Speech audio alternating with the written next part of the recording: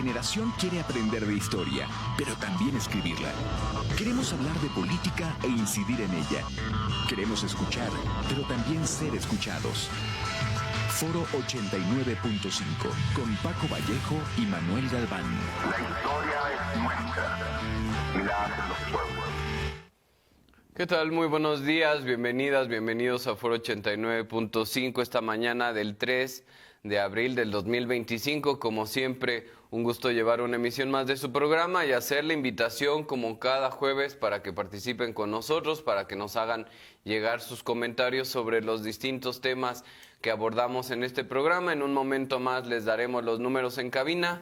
¿Cómo estás, Manu? Buenos días. ¿Qué tal, Paco? Muy buenos días. Saludos a todo el auditorio. Gracias por escucharnos y por vernos. Háganos llegar sus comentarios para leerlos durante el programa y si no, el próximo programa. Aquí los teléfonos. Acá están, a ver, 4421-92-1293 y también al 4421-92-1200 con la extensión 37120. Con mucho gusto leemos sus mensajes y si no podemos hacerlo antes del fin del programa, lo haremos en los siguientes. Es correcto. Manu, el domingo inició un proceso electoral muy importante para nuestro país, para México, para la ciudadanía en general, que es este proceso electoral para la elección de ministros, jueces y magistrados, magistradas, juezas, ministras. Un proceso inédito para la historia de México y yo creo que a la vez para la historia de las democracias. Yo creo que México va a tener los ojos vigilando desde muchos ángulos, ya que este proceso, por primera vez, a nivel de abonar a la democracia, se va a llevar por primera vez a México. Y precisamente este domingo, como bien comentas, 30 de marzo, a primera hora, iniciaron las campañas de 60 días para precisamente reestructurar la plantilla de trabajadores, jueces, magistrados, magistradas, ministros dentro del Poder Judicial. Esto que comentas es muy importante, es cambiar la plantilla. En realidad el sistema como tal no se toca. Sí, hubo algunos cambios, recordemos como por ejemplo el Consejo de la Judicatura va a desaparecer. Eso es muy importante. Ya no va a estar en manos de la misma presidenta, o sea, ya no va a ser juez y parte. Sí, porque era el contrapeso dentro del Poder Judicial que estaba manejado por el mismo presidente. Ellos mismos hacían auditoría y se sentenciaban su auditoría, ¿no? Cómo salían las cosas. Y aquí creo que es uno de los diferenciadores en cuanto a estructura. Y ahora que también van a ser elegidos en esta elección, quienes van a encabezar este poder de vigilancia del Poder Judicial va a ser, yo creo que sumamente importante y es uno de los cambios significativos. Además de que se va a renovar toda la plantilla de trabajadores en todos los niveles, ¿no? Sí, bueno, en este caso hay que recordar que este proceso va a tener 2 etapas. Ahora vamos a vivir pues la elección de la mitad y en el 2027 viene la segunda etapa de la otra mitad. A ver, vamos a ir informando. Lo primero que va a suceder es que se van a elegir o se van a renovar 881 cargos del Poder Judicial Federal. Esto que incluye 9 ministras y ministros de la Suprema Corte de Justicia de la Nación, 2 magistraturas de la Sala Superior del Tribunal Electoral del Poder Judicial de la Federación, sí, muy importante, 15 magistraturas de las salas regionales, 5 integrantes del Tribunal de la Disciplina Judicial, 464 magistraturas del circuito, y 386 juezas y jueces de distrito. O sea, sí son... Sí, y eso nos da un cargos, total de, como bien comentas, 881 cargos, que a la vez hace que se coloquen 3.422 candidatos y candidatas. Son los que están el día de hoy ya en campaña, con todas las diferencias que implica la campaña a la que estamos acostumbrados, a las campañas que quedó bajo el argumento electoral, para estos cargos del Poder Judicial. Entonces, 3.422 personas ya iniciaron campaña el domingo para ser ubicados en 881 cargos en esta primera etapa y, como bien comentas, la segunda en 2027. Este proceso que inició, recordemos, desde aquel 5 de febrero aquí en Querétaro, todavía en el último año de gobierno de López Obrador, en el cual lo colocó como una propuesta que se iba a reformar el Poder Judicial. Sí. Todo parecía una broma, sin embargo... Y hubo mucha resistencia. Hubo resistencia, mismo partido, oficialismo lo utilizó como campaña dentro de las elecciones, Sí. y lo cual a la vez le funcionó desde el discurso. Misma Claudia Sheinbaum en campaña decía que se iba a reformar el Poder Judicial y mucha gente respondía con aplausos. Hay que analizar más a detalle qué implicó todo esto López Obrador antes de salirse, ¿no? A eso le sumamos que durante el mes de septiembre del 2024, que tomó posesión ya el nuevo Congreso, directamente Morena encabezó El proceso, pues sí, este proceso para consolidar precisamente la propuesta de la reforma y de cambiar este poder judicial, que también hay que decirlo, ¿no? Primero no hay que tocar este poder judicial. El discurso, conforme fue cambiando las condiciones políticas y se fue abriendo como una realidad la posibilidad de reforma a este poder, pues bueno, empezó a cambiar también incluso el discurso por parte de pues, otros grupos políticos, los cuales ya empezaron a decir, bueno, sí es importante reformar el Poder Judicial, pero no es a través de la elección popular. Y bueno, fue cambiando el discurso, ahora ya todos aceptan que es necesario cambiar el Poder Judicial a estas alturas, ¿no? Y bueno, ya como aquel debate de si es de acuerdo que se lleve a cabo de un proceso democrático electoral, pues bueno, ya es muy tarde, ya es una realidad. Y ahora también será muy importante ver y analizar todo este proceso, ¿no? Desde las campañas con todas sus restricciones, porque hay que decirlo que también hay muchas restricciones que en las elecciones de funcionarios públicos para puestos en el poder legislativo o en el ejecutivo cambia de forma importante. Por decir algo, los candidatos no pueden recibir financiamiento público o privado. Tampoco pueden realizar propaganda masiva como espectaculares o mítines, y tampoco van a tener espacio en radio, televisión. Y entonces sí. Y en caso de que llegaran a tener ese espacio de radio y televisión, el INE directamente se los va a contabilizar como fueran donaciones y se los va a sumar al tope que tienen directamente estructurado. ¿Cuál es el tope que tienen? Se había comentado al principio de 240,000 pesos y luego alguien metió un amparo preguntando, bueno, ¿por qué ese límite? Es diferente un juez de distrito a un ministro. Y una vez que metieron esa solicitud, se topó en correlación a la cantidad al puesto que iban a ocupar y a la población que iba a abarcar su cargo. Por lo cual se llegó a la conclusión de que el máximo iba a ser 1,400,000. Conforme al puesto que se está buscando. Y de ahí hasta quien los tenga. Desde 2 millones, exactamente. Ahora la pregunta era, bueno, ¿y cómo le hace alguien para tener, cómo puede justificarlo? Y una de las cosas que se discutieron hasta en la mesa fue, ¿puedo vender mi automóvil? Sí, siempre y cuando justifiques que ese automóvil es tuyo. ¿Sí? Y lo curioso es que sí ya hay una madre buscadora que se subió precisamente a ser candidata de juez, y vendió ya su automóvil como tal para patrocinar su campaña directamente en este proceso. Que son hasta cierto punto ciertas bondades que te permite este proceso democrático, ¿no? De otra forma creo que quedarían completamente fuera este tipo de candidaturas, por ejemplo una buscadora, ¿no? Lo que sí puede hacer todos los candidatos y candidatas para estos puestos se pueden promover a través de las redes sociales, de los foros, ¿no? Donde también, por ejemplo, si nosotros invitamos aquí a algún candidato, tendríamos que invitar a toda la plantilla para que sea equitativa esta plataforma. Y creo que eso a la vez lo convierte un poco complicado, ¿no? por la cantidad de candidatos que son directamente para cada cargo. Pues sí, ¿no? Tan solo el hecho de cómo se va a votar, no vamos a votar por individuos, vamos a votar por listas y grupos de personas, ¿no? Y esto, pues bueno, recae acá una gran responsabilidad sobre todas y todos, ¿no? En estos procesos, donde además, pues, nos agrega tareas a las cuales no estábamos acostumbrados, pero en sí la democracia es eso, ¿no? La democracia implica que estés involucrado en las cuestiones políticas, en las decisiones, en el rumbo que se empieza a tomar para el país, y entonces pues esto implica pues nuevas responsabilidades como ciudadanas, como ciudadanos, y en este caso informarnos sobre quiénes son las candidatas y candidatos. En este caso el INE ha habilitado una plataforma que creo que todas y todos debemos de empezar a difundir esta información.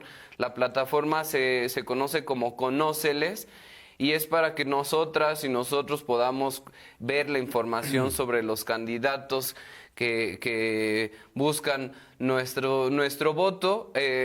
Sobre esta plataforma hay varios datos interesantes. Más del 90% de los candidatos que van a participar han subido su información, su currículum, su perfil, lo cual pues de alguna forma habla de este acceso a la información que incluso en elecciones para puestos pues sí, del poder legislativo, ni siquiera a veces se alcanza el 60% de los perfiles. Es decir, los candidatos ni siquiera se molestan en subir su perfil, su currículum. Y creo que ahí una de las explicaciones es porque finalmente están conscientes de que tienen campaña y tienen la posibilidad, también, tienen el recurso por parte del partido y muchas veces por apoyo particular para colocarse y pagar un spot sin problema. Lo que podemos comentar es que aquí se puede estar fundando una nueva forma de hacer campaña política para México, donde se menos costosa. Exactamente, donde se puede estar argumentando ya con datos sobre cómo la gente a través de las redes digitales y una plataforma que directamente encabeza el INE, con la misma cantidad de información y el mismo nivel de perfil, puede difundir información. Mira, nada más en este sentido, estas plataformas en elecciones pasadas alcanzaba 1 millón de visitas, y en el caso de la plataforma Conóceles, en estos días que tenemos apenas en activo ya van más de 3 millones de visitas. 4 días de campaña. O sea, 800 son 60 días, ¿no? Lo cual, pues nos habla de que sí hay cambios, ¿no? Sí, ahora hay que ser conscientes de cuál es la penetración de Internet que tenemos el día de hoy en México. También creo que es un dato, porque si estamos argumentando de que todo México debe conocer a estos perfiles, también a la vez hay que ser conscientes de la penetración de Internet dentro del territorio nacional. Y ese a la vez, si le hacemos una comparación, sí puede ser un elemento importante, diferenciador, que todavía se requiere de espacios de radio. Y de desigualdades, ¿no? O sea, porque si no todos tienen acceso a las redes de Internet, pues entonces quedas fuera de la información. Totalmente. Bueno, nada más aquí para que veamos también datos duros de cómo va este proceso.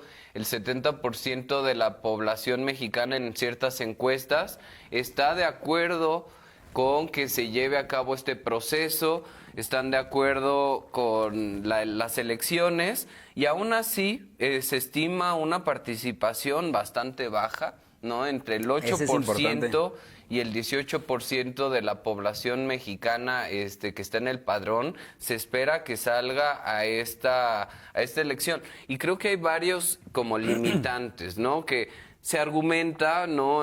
Que no se puede difundir porque al difundirse pues puede haber como cierta tendencia, ¿no? Por parte del Ejecutivo, el Legislativo, pero también al restringir la invitación a participar en este proceso electoral puede ser que pues se limite precisamente la información para conocer lo que se está viviendo en nuestro país. Y más sabiendo que el día de hoy uno de los mayores streaming de México, de Latinoamérica es la mañanera de Claudia Sheinbaum, ¿no? Pues sí. Importante allí ese. Esto que comentas... Oye, y lo de las casillas. Y lo de la cantidad de casillas disminuidas por la cantidad de presupuesto que se tiene, van a ser menos casillas en comparación. Y eso también ahorita vale la pena comentar sobre la cantidad de tiempo que van a tardar. El tiempo. Entonces, primero vamos, esto que comentas de... es mucho o poco la proyección que se tiene de participación. Entonces, se comenta entre un 8 al 10, 12%. Pues ponle tú exagerado, un 18, 20%. El más optimista, ¿no?, que yo he escuchado es correcto, 18%. O sea, se comenta que si participa el 20% de la población en esta elección, ya es un éxito como tal. Ahora, eso es mucho, es poco en correlación a que, datos rápidos, de 100 millones de mexicanos, que actualmente es el promedio del padrón electoral, ya que somos una población joven y casi la mayoría tiene más de 18 años, hay posibilidad ya de votar.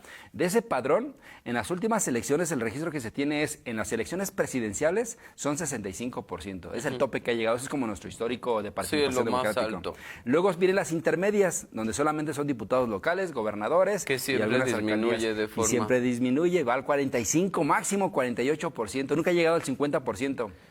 ¿Cuánto se llevó en la, ¿cómo le llamó Andrés Manuel López? La consulta a los presidentes, no me acuerdo, creo que no fue un 8%, ¿no? Sí, no pasó del 10%, o sea, se quedó en una décima, que ahí a la vez se argumentó de que como no era para que fuera vinculatorio necesitaba, si mal no recuerdo, el 40% o algo así de participación. Por lo tanto, se quedó solamente en un ejercicio educativo y de participación ciudadana. Por lo tanto, en esta primera elección para el 1 de junio del 2025, donde se van a elegir los primeros puestos del Poder Judicial, se contempla una participación en promedio del 12%.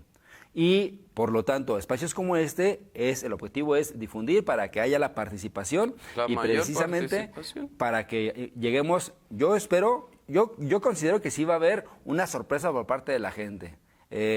Aquí lo que vale la pena estar viendo a detalle es, y creo que eso a la vez se puede ir explicando cómo iniciaron campañas algunos de los, sobre todo magistrados y magistradas que están en puesto. Sí.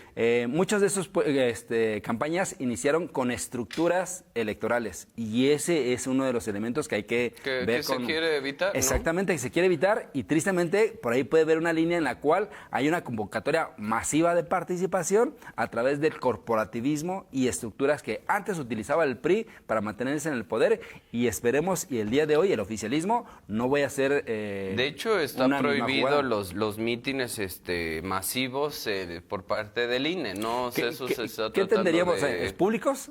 Pues es que esa es la cuestión. ¿O qué es masivo? ¿Qué cantidad de gente? ¿Cuánto, no? O sea, ir a una plaza pública y tratar de hablarle al pueblo, que también eso está interesante, ¿no? Porque por primera vez estamos viendo a los funcionarios de este poder, ¿no? Los cuales pues prácticamente desconocíamos o solamente cuando ya era inminente el debate en el poder ejecutivo y judicial, legislativo, de que si había cambios de magistrados, etcétera, apenas escuchábamos por primera vez los ciudadanos estos nombres. Entonces ahora sí, por lo menos hay una visibilidad de este poder judicial por parte de la ciudadanía. Sí, y yo creo que ahí poco a poco la población nos hemos ido educando de conocer, ya sé la diferencia entre un magistrado y un juez. Todavía nos faltan muchos, el juez familiar, el juez de lo civil, y ¿qué es lo que vamos a votar? En promedio, posiblemente te lleguen a dar 5 boletas. Ese es el máximo. En algunos lados más. Más de 5. Por ejemplo, en Chihuahua estaba viendo que van a escoger, no sé, arriba de 10. Lo que pasa es que en algunos lados se cambió por completo algunos, como la plantilla división completa, entonces hay que escoger ahí la estructura completa. Entonces, en algunos casos, en algunas regiones, la votación será más sencilla, en otras un poco más complicada, y bueno, en algunos coincide también con las votaciones locales, lo cual pues también pues habla de va a ser una votación más larga, una votación donde requiere precisamente de que la ciudadana, del ciudadano, pues asumamos un rol mucho más activo. Sí, ahorita lo que se tiene confirmado de los 881 cargos que platicamos, 386 son los jueces y juezas a distrito, 464 magistraturas de circuito, 5 integrantes del Tribunal de Disciplina Judicial, que ese es el que viene a sustituir precisamente al Consejo de la Judicatura, 2 magistraturas de la Sala Superior del Tribunal Electoral y 9 ministras y ministros de la Suprema Corte, que tenía 11. Es que esto también vale la pena rápidamente. Antes de Cedillo teníamos 25, si mal no recuerdo. Llega Cedillo, hace un corte por decreto directamente cuál elección, cuál nada de participación, democrático. y se queda en 11. Y en esta nueva reforma que se le hace al Poder Judicial, baja 9. ¿Para qué queremos 11? Con 9 son suficientes, ¿no? Entonces, eso es uno de los principales cargos que se va a tener ahí. 3 de las ministras que el día de hoy están en el Poder Judicial decidieron registrarse e iniciar campaña. Que ¿no? todos pudieron, nada Todas. más que muchos también decidieron no participar. Ahora, no, aquí este proceso no significa que los candidatos y candidatas que están ahí pues sean pulcros, sean perfectos, ¿no? E incluso hay el riesgo, por ejemplo, estaba escuchando que en Durango para algunos puestos ya están garantizados, ¿no? Se pusieron de acuerdo y todos pusieron a la misma al mismo candidato, entonces con un solo voto va a llegar, ¿no? Entonces, bueno, ya de ahí vemos ciertas mañas y, bueno, ahí en este caso no está el partido en el poder en Durango, sin embargo, de todos modos ahí vemos este tipo de mañas. La cuestión aquí es que más allá de estas mañas, creo que también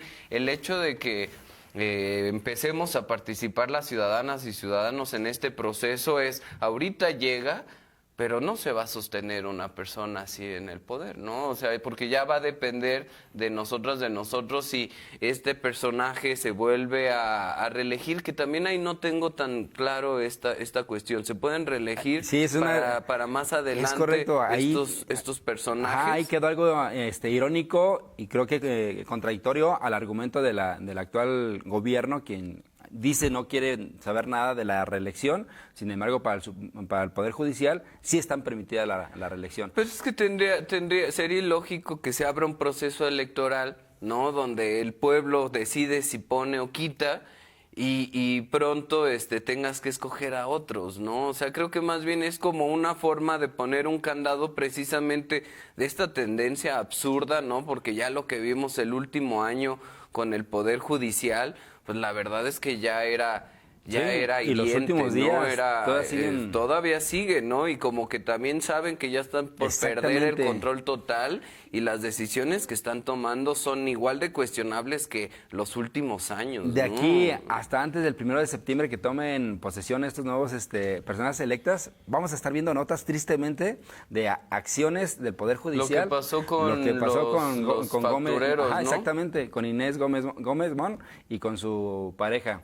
Que a pesar de que están a pesar de que el día de hoy siguen con una ficha y solamente el juez argumentando, solamente con el hecho de decir libérenle con el puro amparo, lo cual no es un argumento legal. Y bueno, y también por ahí comentar que incluso estos 29 o 30 y tantos que mandó México, estos 29 criminales que mandó México a Estados Unidos, tiene que ver con que probablemente ya habían procesos para liberar a este tipo de personajes que han lastimado y herido tanto a México, y ahí como que también empieza, ¿no?, esta crítica constante que por supuesto que tiene sus fundamentos a la política de seguridad de México, pero el papel que ha jugado el Poder Judicial también en la liberación, en la falta de justicia, pues ha implicado ahí un círculo vicioso, ¿no?, de la falta de políticas concretas para detener a estos criminales, pero los detienen y los liberan. Sí, es un problema.